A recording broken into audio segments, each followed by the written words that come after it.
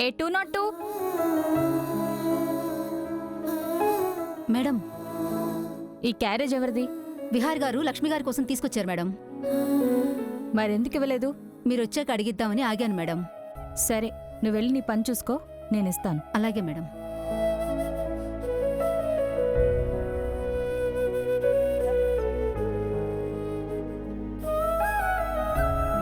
లక్ష్మి, ఇదిగో క్యారేజ్ తీసుకో. నాకేమీ తినాలనిపించట్లేదమ్మా. అయ్యో, నీకోసం కాకపోయినా నీ కడుపులో ఉన్న బిడ్డ కోసమైనా తిను. తీసుకో.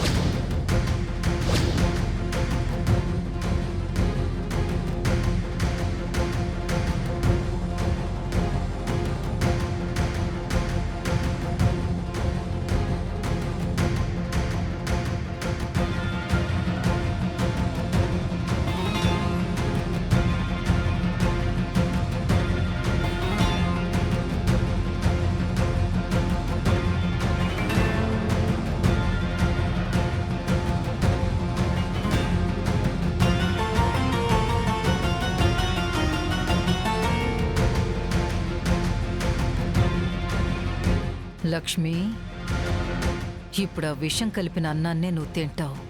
అప్పుడు నువ్వు పైకి పోతావు. నాకు మనశ్శాంతిగా ఉంటుంది.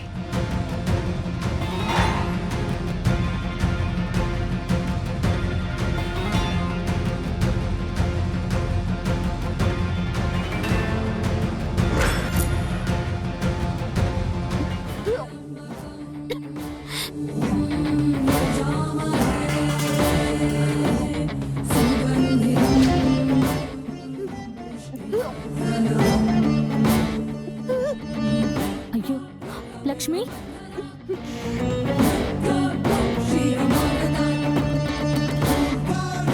లక్ష్మి ఏమైంది?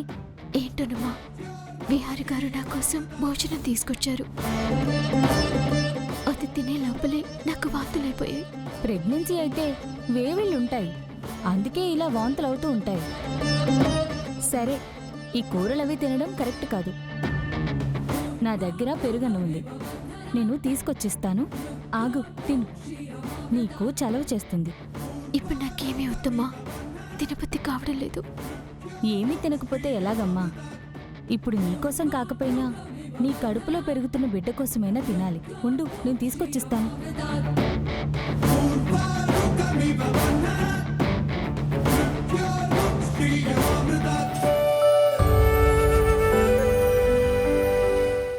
తీసుకోమ్మా. నువ్వు తింటూ ఉండమ్మా, నేను ఇది క్లీన్ చేపిస్తాను.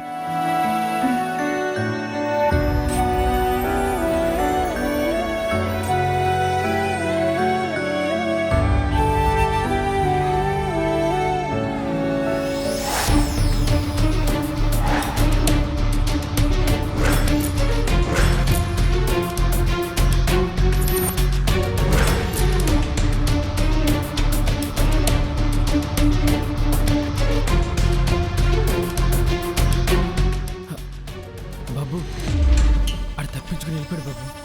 చా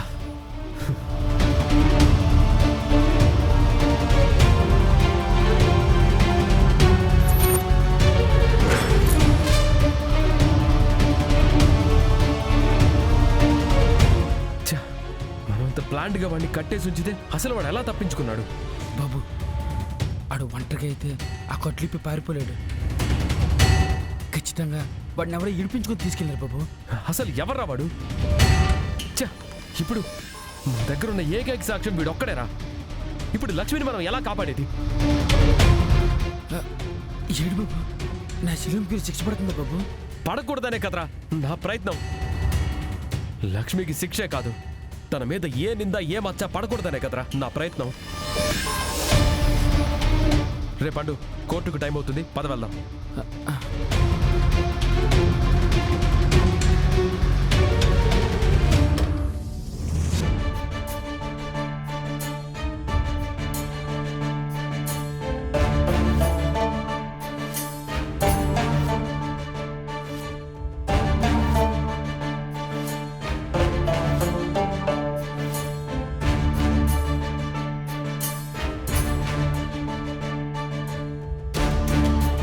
నిన్న ఆ జడ్జి గారి దగ్గర 24 గంటల సమయం తీసుకున్నావు కదరా.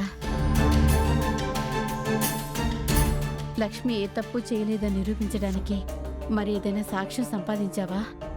నిన్న ఒకడిని పట్టుకున్నానమ్మా, కానీ వాడు తప్పించుకొని వెళ్ళిపోయాడు. మరిప్పుడు ఏం చేస్తావురా? ఈ శిక్ష ఇవన్నీ కాదురా. లక్ష్మి జీవితాంతం ఆ నిందని మోస్తూ బ్రతకాలి.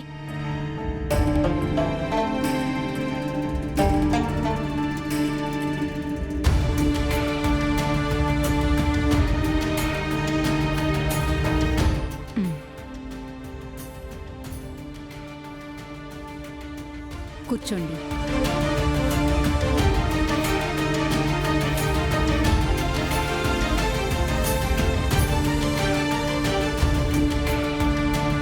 డిఫెన్స్ లాయర్ గారు, మీ క్లయింట్ కనక మహాలక్ష్మి ఏ తప్పు చేయలేదు, తనకి ఈ కేసుకి ఏ సంబంధం లేదని నిరూపిస్తానని చెప్పారు కదా, ఏమైంది? యువర్ ఆనర్, ఈ కేసు విషయంలో నిజాలు తెలుసుకోవడానికి నేను మా క్లయింట్ తరపు వాళ్ళు చాలా ప్రయత్నం చేశాం.